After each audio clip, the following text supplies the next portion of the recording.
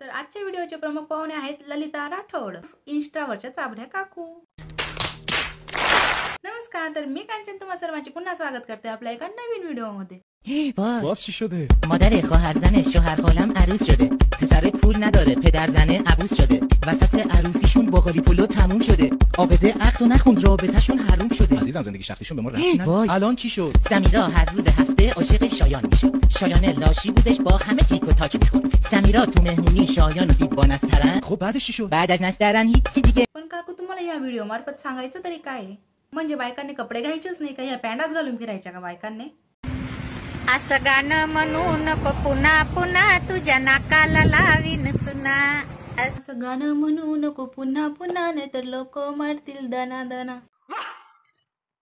क्या दर्द है तेरी आवाज में छोरे। नमस्कार। तुमच्या घरातून कोणी व्यक्ती भांडण करून कोणी असू ते घर सोडून निघून गेला असेल तर काय करायचं हे तुम्हाला मी सांगते।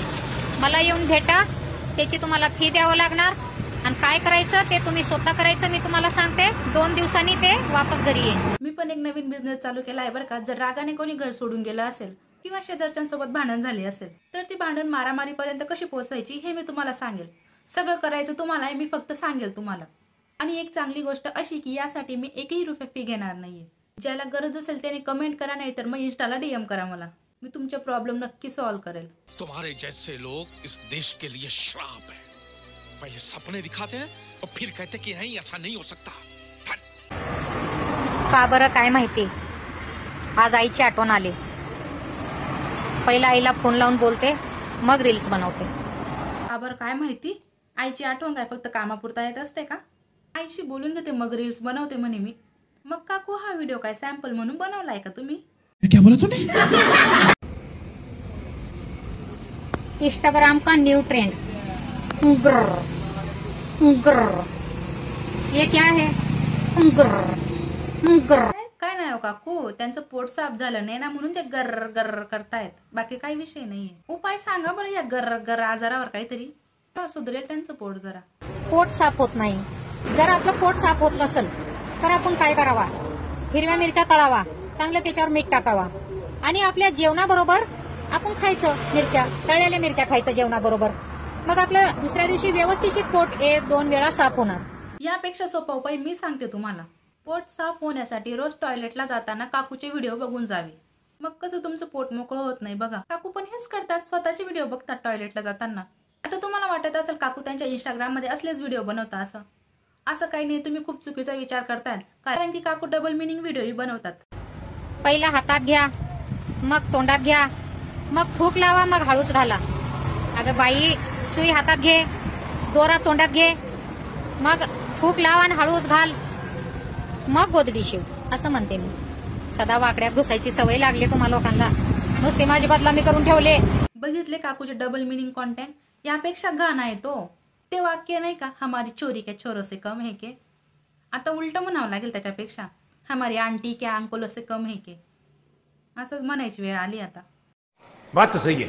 थोड्या दिवसात गौऱ्या मसनात जाते नो, पण तरी डबल मिनिंग कॉन्टेंट सोडायचा विचार नाही काकूंचा। आपल्याला 2 लाखापेक्षा जास्त लोक फॉलो करतात, याचा तरी विचार करावा की आपण त्या लोकांपर्यंत काय संदेश पोहोचवतोय ते। नाही चांगला तर वाईट तरी पोहोचवू नका ना। स्वतः घाण करायची, नंतर रोस्टर लोकांनी रोस्ट केलं का त्यांच्या नावाने आरोळ्या मारायच्या। आज वड पौर्णिमा आहे। वट पौर्णिमा, आज वड पौर्णिमा आहे। वट पौर्णिमा आहे। वट्ट पौर्णिमा, जाऊ दे गड्या, काही पण बोला, जे बोलायचं ते बोला काकू। आज वड पौर्णिमा आहे, सगळ्या बायांचा उपास असन। नवऱ्याला 7 जन्मी हाच नवरा दे देवा। नवऱ्याला 7 जन्मी हाच नवरा दे देवा? काकू तुमच्या नवऱ्याने माणसासोबत लग्न केलंय का? आवड देवा 7 जन्मी आम्हाला हेच नवरा दे। पण एक सांगा, 8व्या जन्मी का नको ग? 8व्या जन्मी कटाळा येत आहे का? जरा हेच विचारायला व्हिडिओ केलता, जरा मला सांगा बरं 8व्या जन्मी का नको? किती मतलब काकू एकदा काकांना विचारा बरं, 7 जन्मी मीच बायको म्हणून पाहिजे का असं? काकांचं उत्तर व्हिडिओ बनवून पोस्ट करा इंस्टाला। काकूचे लक्षण बघून काका आदल्या दिवशीच वटवृक्षाला भेटून आले असतील।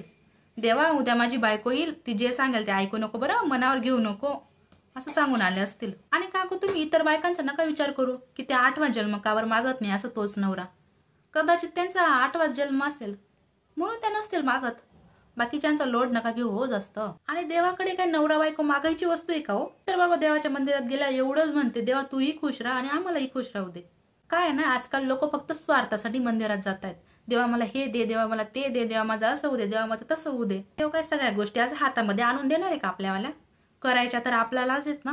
तोपर्यंत आपलं आयुष्य आहे तोपर्यंत प्रयत्न करा. प्रयत्नातच परमेश्वर आहे. हे वाक्य तर तुम्ही ऐकलंच असेल ना. ज्या गोष्टी देवाकडे मागायच्या त्या गोष्टी मागत नाही हो. देवाकडे काय मागायचं असतं? देवा मला कायम निरोगी राहू दे असं. पण नाही हो, देव पण म्हणत असेल साले स्वार्थासाठी येता माझ्याकडे. आपलं जर आरोग्यच खराब असेल तर आपण देवाकडे मागितलेल्या वस्तू काय कामाच्या आहेत हा तरी विचार करायचा ना. तुम्ही सगळे मनापासून इतके खुश होते. हे नाही काकू, आम्ही असं विचारही करत नाही हो. कारण की आम्हाला माहिती पागल लोक कधीही काही करत असतात.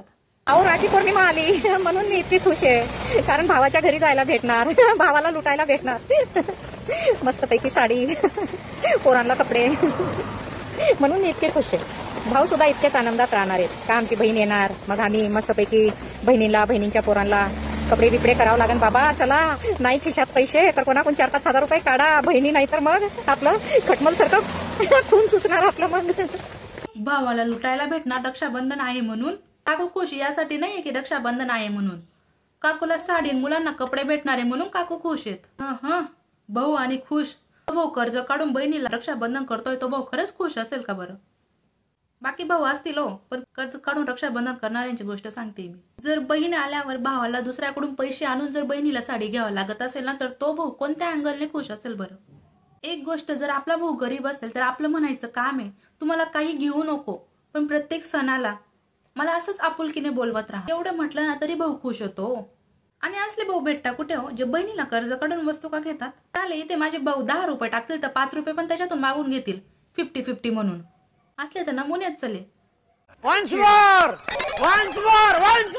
आणि आपण सर्वच जण इंस्टाग्रामवर भरपूर रील्स बघत असतो. अशा काही रील्स असतात की आपल्याला वाटतं की ह्या रील्सवर बोलायला पाहिजे. अशा रील्स तुम्ही इंस्टाग्रामवर मला शेअर करू शकता. आपण त्या व्हिडिओवर नक्की बोलायचा प्रयत्न करू. इंस्टाग्रामची आयडी डिस्क्रिप्शन मध्ये दिलेली आहे. आणि आपला काय पर्सनल व्यक्तीला हेट नसतो. आपला हेट असतो तो म्हणजे त्यांच्या कॉन्टेंटला. म्हणून पर्सनल व्यक्तीला जाऊन कोणीही हेट देऊ नका.